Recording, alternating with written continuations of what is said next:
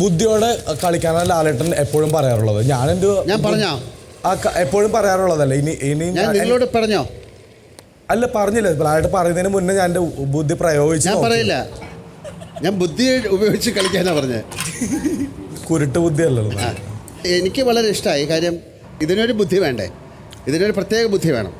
അപ്പോൾ എന്താണ് ഏറ്റവും ഇഷ്ടമുള്ളൊരു കാര്യം? എന്ത് ഒരു ഗിഫ്റ്റ് ഞാൻ തരാം. എന്താണ് നിങ്ങൾക്ക് ഏറ്റവും ഇഷ്ടമുള്ളത്? എനിക്ക് കുഴിമന്തിയാണ് ലാലേട്ടൻ. ഏതാ? കുഴിമന്തി. കൊളാമ്പിയ കുഴിമന്തിയോ?